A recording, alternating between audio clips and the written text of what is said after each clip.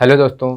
तो आज हम लोग स्टार्ट करने वाले हैं चैप्टर दो चर वाले रैखिक समीकरण युग्म। ठीक है, तो चैप्टर स्टार्ट करने से पहले हम देख लेते हैं कि बहुपद और समीकरण में क्या फ़र्क होता है। उसके बाद देखेंगे क्या कि दो चर वाले रैखिक समीकरण किसको कहते हैं, एक एक शब्द का मतलब देखेंगे। ठीक है, तो चलिए स्टार्ट करते हैं। तो बहुपद जैसे 5x + 3, 3x² + 2y + 5। और समीकरण किसको कहते हैं, जैसे 5x + 3 = 0, 3x² + 2y + 5 = 0। ठीक है, तो बहुपद और समीकरण में यह फर्क होता है, बहुपद में बराबर का चिन्ह नहीं होता है और समीकरण में बराबर का चिन्ह होता है। ठीक है, यही इतना फर्क होता है। अगर बराबर में कुछ है तो वह क्या कहलाएगा, समीकरण कहलाएगा। अगर बराबर ना लिख करके कुछ भी नहीं है बराबर के, तो क्या कहलाएगा, बहुपद है। ठीक है, तो चलिए अब देखते हैं कि दो चर वाले रैखिक समीकरण युग्म का क्या मतलब है। तो देखिए, युग्म का मतलब होता है क्या, जोड़ा, यानी कि जब भी आएंगी चीजें क्या आएंगी, दो चीजें एक साथ आएंगी। ठीक है, रैखिक समीकरण, रैखिक समीकरण का मतलब होता है चर की अधिकतम घात कितनी, एक। चर की अधिकतम घात एक। ठीक है ना, चर किसको कहते हैं, चर उसको कहते हैं जिसका की मान क्या होता है, बदलता रहता है, अर्थात वेरिएबल्स, जिनका मान हमेशा क्या रहता है, निश्चित नहीं रहता है, बदलता रहता है, उसको क्या कहते हैं, चर।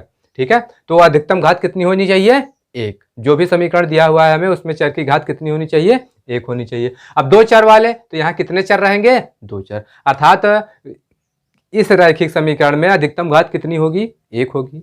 और चर कितने होंगे, दो होंगे। और इस प्रकार के कितने समीकरण आएंगे, दो समीकरण आएंगे। तो इस चैप्टर में हम देखेंगे कि इन समीकरणों को हल करने की विधि क्या है। ठीक है, किन किन तरीकों से इन समीकरणों को हल किया जाएगा।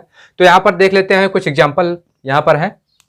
तो जैसे है 3x + 4x + 3y + 6z = 7। अब चूंकि यहाँ पर बराबर में कुछ लिखा है तो यह क्या है, समीकरण है। तो यहाँ पर चर की घात देखते हैं, यहाँ पर भी घात एक है, यहाँ पर भी घात एक है, यहाँ पर भी घात एक है। ठीक है, तो ये रैखिक समीकरण हुआ। कितने चर है यहाँ पर, x y z, तीन। तो क्या हो गया, ये तीन चर वाला रैखिक समीकरण। ठीक है, अब दूसरा वाला देखते हैं 2x² + 4y - 6 = 0। चूंकि बराबर में 0 है तो यह क्या हो जाएगा, समीकरण हो जाएगा। कौन सा समीकरण होगा, चूंकि घात दो है और दो चर हैं, तो पहली बात तो द्विघात समीकरण हो जाएगा, और दो चर वाला तो क्या हो जाएगा, दो चर वाला द्विघात समीकरण। आगे 3x + 2y - 1 = 0। तो ये क्या है, दो चर वाला रैखिक समीकरण है। क्यों, क्योंकि यहाँ पर घात एक है और दो चर है। यहाँ पर देख लेते हैं अधिकतम घात तीन है, तो ये त्रिघात होगा। दो एक ही क्या है, एक ही वेरिएबल्स है, तो क्या हो जाएगा, ये एक चर वाला त्रिघात समीकरण। कौन सा, त्रिघात समीकरण। 3x + 5 = 0 है, ये कौन सा हो जाएगा, एक चर वाला, एक चूंकि घात एक ही है तो रैखिक समीकरण हो जाएगा। तो क्या हो जाएगा, एक चर वाला रैखिक समीकरण।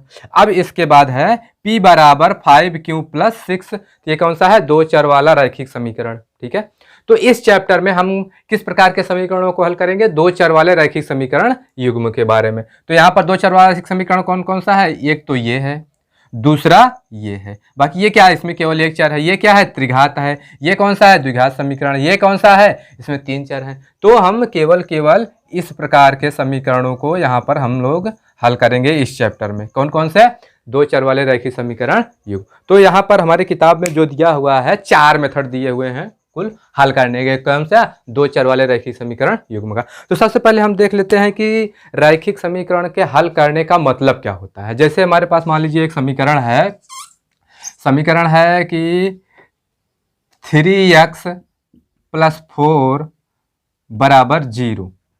तो यहाँ पर x का वह मान जो इस समीकरण को क्या कर दे, संतुष्ट कर दे, अर्थात x का मान रखने के बाद इस तरफ को हल करने के बाद क्या आ जाना चाहिए, 0 आ जाना चाहिए। तो जैसे यहाँ पर हम समीकरण को हल करेंगे तो x का मान आ जाएगा -4/3। अब चूंकि ये एक चर वाला समीकरण है तो दो चर वाला देख लेते हैं।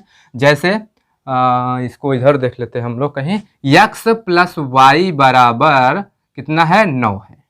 ठीक है, तो अगर हम x = 1 लेते हैं तो y बराबर कितना आना चाहिए, 8 आना चाहिए। तो x = 1 रखिए और y = 8 रखिए, 9 हो जाएगा। तो यानी यह क्या हो गया, समीकरण का हल हो गया। तो इस प्रकार के समीकरण का अगर दो चर वाला रैखिक समीकरण केवल एक ही है तो इसका कितना हल होगा, अनंत हल होगा। कितना हल होगा, अनंत हल होंगे। x बराबर 2 ले लेंगे तो 7 आ जाएगा, x बराबर 3 ले लेंगे तो y बराबर 6 आ जाएगा। लेकिन क्या x बराबर अगर हम 2 ले लें और y बराबर 3 ले लें तो क्या समीकरण का हल होगा? देखिए रखते हैं, 2 + 3 तो 5 हो जाएगा। ये समीकरण को संतुष्ट नहीं करेगा तो यह समीकरण का हल नहीं होगा। ठीक है, तो जो भी हमारे पास समीकरण है उसमें जितने भी चर हैं उनके वे मान जो समीकरण को संतुष्ट कर देंगे क्या कहलाएंगे? समीकरण के हल कहलाएंगे। तो यहाँ पर हमारे पास जो है कितने तरीके हैं? टोटल हमारे बुक में 4 तरीके हैं इस समीकरण को हल करने के। कौन कौन से? समीकरण युग्म के, यानी कि हमारे पास कितने समीकरण होंगे? 2 समीकरण होंगे और उनका जो यूनिक हल होगा, यूनिक हल कहने का मतलब है कि x और y के, जैसे मान लीजिए x और y है या दोनों चर जो हैं उनके हल जो दोनों में कॉमन होंगे, अर्थात उनके वे मान जो दोनों समीकरण में रखने पर समीकरण को संतुष्ट करेंगे वही क्या कहलाएंगे? दोनों समीकरणों के हल कहलाएंगे। ठीक है, तो टोटल कितनी विधियां हैं? 4 विधियां हैं। नंबर 1 है ग्राफीय विधि। ठीक है, नंबर 1 है ग्राफीय विधि। नंबर 2 है प्रतिस्थापन विधि, प्रतिस्थापन विधि। नंबर 3 है विलोपन विधि। नंबर 4 है वज्र गुणनखंड विधि, वज्र गुणन विधि। ठीक है, इतनी विधियां हैं टोटल 4। तो ग्राफीय विधि से कैसे हल करेंगे? जब भी रेखीय समीकरणों को हम ग्राफ पर बनाएंगे, जब भी हम समीकरण को जो है ग्राफ पर बनाएंगे तो वह क्या बनेगा? एक हमेशा बनेगी क्या? सरल रेखा बनेगी। क्या बनेगी? सरल रेखा। तो हम उस समीकरण को बनाएंगे, अगर पहले समीकरण सरल रेखा बनेगी, दूसरे समीकरण को भी उसी ग्राफ पर अगर बनाएंगे तो क्या बनेगा? उसका भी सरल रेखा बनेगा। तो दोनों समीकरण, दोनों सरल रेखाएं जिस बिंदु पर काटेंगी वही क्या कहलाएगा? उस रेखा का हल कहलाएगा। ठीक है, उस समीकरण का हल कहलाएगा। अर्थात हम पहले समीकरण को बनाएंगे तो क्या बनेगा? सरल रेखा बनेगी। दूसरे समीकरण को बनाएंगे तो क्या बनेगी? सरल रेखा बनेगी। तो दोनों रेखाएं जिस बिंदु पर काटेंगी वही क्या कहलाएगा? उन दोनों समीकरणों का हल कहलाएगा। ठीक है, तो सबसे पहले देखते हैं पहली विधि के बारे में। तो ग्राफीय विधि से समीकरणों को हल करने के लिए सबसे पहले हमें यह पता होना चाहिए कि समीकरणों को, 2 चर वाले समीकरणों को जो है ग्राफ पर कैसे निरूपित किया जाता है। ठीक है ना, तो यही चीज हम लोग देखने वाले हैं, 2 चर वाले रैखिक समीकरण का ग्राफीय निरूपण कैसे किया जाता है। उसके लिए हम एक समीकरण ले लेते हैं। ठीक है, उसी को क्या करेंगे? ग्राफ पर निरूपित करेंगे और उसी प्रकार से दूसरा समीकरण जो होगा हमारा उसको भी ग्राफ पर निरूपित करेंगे और जहाँ दोनों लाइनें कट करती हैं वही हमारा क्या जाता है? समीकरण का हल हो जाता है। तो सबसे पहले देखते हैं कि समीकरण को जो है, दिए गए समीकरण को ग्राफ पर किस प्रकार से निरूपित किया जाएगा। तो हम यहाँ पर एक समीकरण ले लेते हैं। समीकरण है x + y बराबर कितना है? 5 है। ठीक है, तो समीकरण को जो है ग्राफ पर निरूपित करने के लिए हमें जो है कम से कम कितने बिंदु चाहिए? चाहे जहाँ पर हमें कोई रेखा बनानी हो कम से कम 2 बिंदु चाहिए। ठीक है, यहाँ पर हम 2 बिंदु को निकालेंगे। ठीक है, तो यहाँ से हम किसी एक का मान दूसरे के पद में ज्ञात कर लेंगे। जैसे यहाँ पर है x बराबर कितना आ जाएगा? 5 - y। ठीक है, तो यहाँ पर अब जो है y बराबर अगर हम ले लें 0 तो x बराबर कितना आ जाएगा? 5।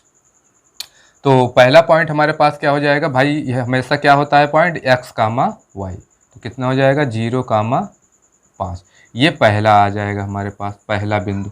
और दूसरा बिंदु निकालने के लिए क्या करेंगे? हम y के दूसरे मान को लेंगे। तो x बराबर कितना ले लें? y बराबर कितना ले लें? x बराबर 0 लेने पर, ठीक है ना, लेने पर x बराबर कितना आ रहा है? 5। तो y बराबर जो है हम क्या ले लेते हैं? 2 लेने पर। तो y बराबर 2 लेने पर x बराबर कितना आ जाएगा हमारे पास? तो 5 में से 3 गए 2, सॉरी y बराबर कितना ले रहे हैं? 2 ले रहे हैं। तो x बराबर कितना आ जाएगा? 3 आ जाएगा। तो दूसरा बिंदु हमारा हो जाएगा x, y बराबर 3, 2। तो ये कितना कौन सा बिंदु हो गया? 2 बिंदु मिल गया। तो हम इसको ग्राफ पर अब जो है निरूपित कर सकते हैं। तो अब इसके लिए हम क्या करेंगे? एक ग्राफ बनाएंगे। ठीक है, पटरी और पेंसिल की सहायता, पटरी और पेंसिल वगैरह की सहायता से। तो यहाँ पर तो हम जानते हैं क्या होता है? 0 होता है। और यह कौन सा अक्ष होता है? x अक्ष होता है। ये कौन सा होता है? y अक्ष। इधर जो है x डैश और नीचे क्या होता है? y dash. तो x का ये कौन सा बिंदु होता है हमारा? 0, 0। ठीक है ना, कौन सा बिंदु होता है? 0, 0, या फिर कह लीजिए कौन सा? ओरिजिन पॉइंट होता है। और उसके बाद क्या? 1, फिर 2, फिर 3, 4, 5, 6, 7, इसी प्रकार से चलता चला जाएगा।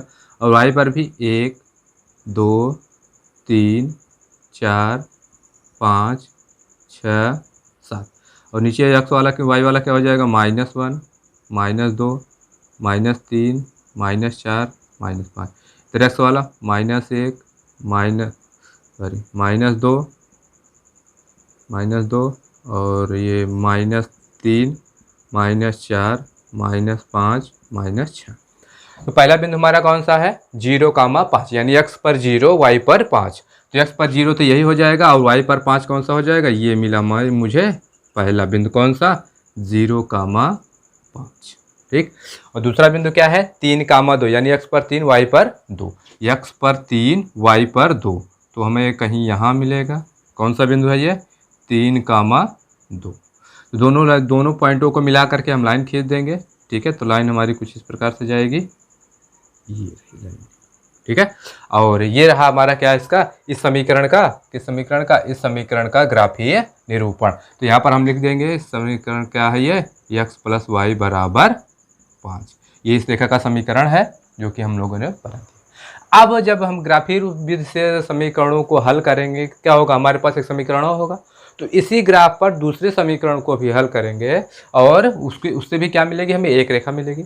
दोनों रेखाएं जहां पर कट करेंगी दोनों रेखाएं एक लाइन ये हो गई और दूसरी लाइन भी बनेगी। दोनों लाइनें जहां पर कट करेंगी वही हमारा क्या हो जाएगा समीकरण का हल हो जाएगा। जहां काटेंगी भाई जहां भी काटेंगी वहां पर कोई ना कोई निर्देशांक होगा x, y कुछ ना कुछ आएगा तो वही क्या हो जाएगा समीकरण का हल हो जाएगा। ठीक है। तो चलिए अब हम लोग जो है समीकरण युग्म को देखते हैं किस प्रकार से ग्राफीय विधि से हल किया जाएगा। तो हमने यहाँ पर जो है एक एग्जाम्पल लिया हुआ है। पहला समीकरण है हमारा x + y = 7 और दूसरा समीकरण है x - y = 1।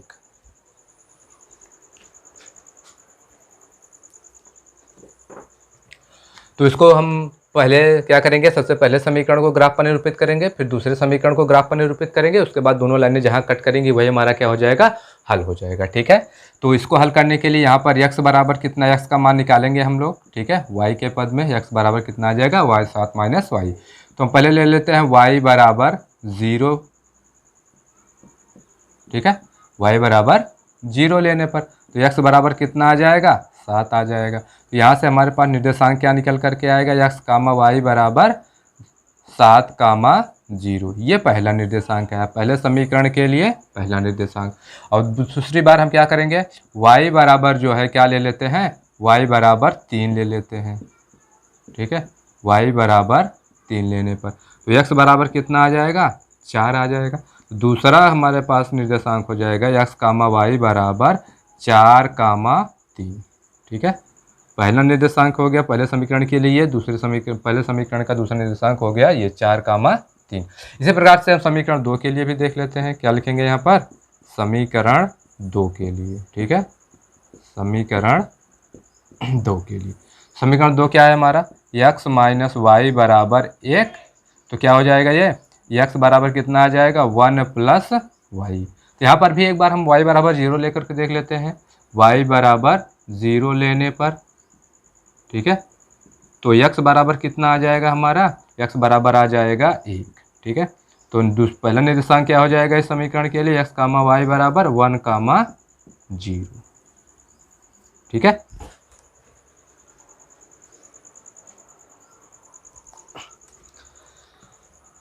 अब हम लोग देखते हैं दूसरे मान के लिए। भाई एक मान और चाहिए क्योंकि समीकरण 2 के लिए अभी एक ही मान निकला है, एक मान और निकालते हैं। ठीक है। तो यहाँ पर भी फिर से y का मान एक बार फिक्स कर लेते हैं। तो y बराबर अब की बार हम ले लेते हैं कितना y बराबर 3 लेने पर। ठीक है। अगर y बराबर हम 3 ले लेते हैं तो x बराबर कितना आ जाएगा 4 आ जाएगा। तो दूसरा निर्देशांक हो जाएगा दूसरे समीकरण का 4, 3 ये आ गया। ठीक है। अब इन्हीं पहले समीकरण के लिए और दूसरे समीकरण को क्या करेंगे हम लोग ग्राफ पर बनाएंगे। ठीक है। तो उसको इधर देखते हैं हम लोग। ठीक है। तो ये हमारा रहा x y अक्ष, ये रहा x अक्ष x y डैश और x डैश। अब देखो चूंकि हमें माइनस वाला कहीं मान आया नहीं है तो माइनस वाले का काम पड़ेगा नहीं ज़्यादा, तो उसको छोटा बनाते हैं। तो 1 इधर हो जाएगा, ये 2, ये 3, ये 4, ये रहा 5, 6, 7। तो 1 2 3 4 5 6 7, तो -1 -2 और ये -3, -1 -2 -3, ठीक है। ये बीच में क्या है हमारा 0 ओरिजिन, यानी कि इसका निर्देशांक कितना है 0, 0। तो पहले समीकरण को हम निर्देशित करने के लिए पहला हमारे पास पॉइंट क्या है 7, 0, x पर 7 और y पर कितना 0 है, तो यही हो जाएगा पहला निर्देशांक कितना 7, 0, 7, 0 हो गया ये। अब उसके बाद पहले समीकरण का दूसरा निर्देशांक है 4, 3, यानी x पर कितना 4 और y पर कितना 3, तो ये यहाँ कहीं मिलेगा, ठीक है। कितना है ये 4, 3, 2 पॉइंट हो गया पहले समीकरण के लिए। इन दोनों को मिला करके हम क्या खींच देंगे, एक लाइन खींच देंगे, ठीक है। तो लाइन कुछ इस प्रकार से जाएगी, ऐसे इधर, और इसको इधर भी बढ़ा देंगे ऐसे, ठीक है। ये हमारा क्या हो जाएगा पहला समीकरण। तो इस पहला समीकरण क्या था, इसके बगल लिख देंगे x + y = 7 के लिए, ठीक है। अब दूसरे समीकरण को बनाते हैं। तो दूसरा समीकरण क्या है, दूसरे समीकरण का पहला बिंदु क्या है 1, 0, यानी x पर 1 y पर 0, तो यही हो जाएगा कितना 1, 0। और दूसरा बिंदु क्या है 4, 3, तो 4, 3 तो यहाँ तो पहले से ही मिल चुका है, तो इसको और इसको लेकर के हम क्या बनाएंगे एक लाइन बनाएंगे, ठीक है। इसको थोड़ा सा इधर लिख देते हैं ताकि समझ में आए। अब इसको और इसको लेकर के क्या खींच देंगे हम लोग, इस लाइन खींच देंगे, ठीक है। और इधर भी ऐसे चला जाएगा ये, ठीक है। तो दोनों रेखाएं, अब इसका भी समीकरण लिख देते हैं। किसका, इसका समीकरण क्या है x - y = 1, ये क्या है x - y = 1, तो x - y = 1 के लिए रेखा ये है, ठीक है। और पहले समीकरण के लिए रेखा ये, दोनों कहाँ कट कर रहे हैं 4, 3 पर, तो दोनों रेखाओं का हल क्या हो जाएगा 4, 3, तो अतः लिख देंगे, अतः समीकरण का हल 4, 3 होगा, अर्थात x बराबर कितना 4 और y बराबर कितना 3, यही क्या हो जाएगा समीकरण का हल हो जाएगा, ठीक है। तो अब इस पर आधारित जो है एक आध सवाल और देख लेते हैं, ठीक है, जो कि हमारा किताब में दिया हुआ है एग्जाम्पल के आधार पर, ठीक है। तो अब देखते हैं अगला क्वेश्चन।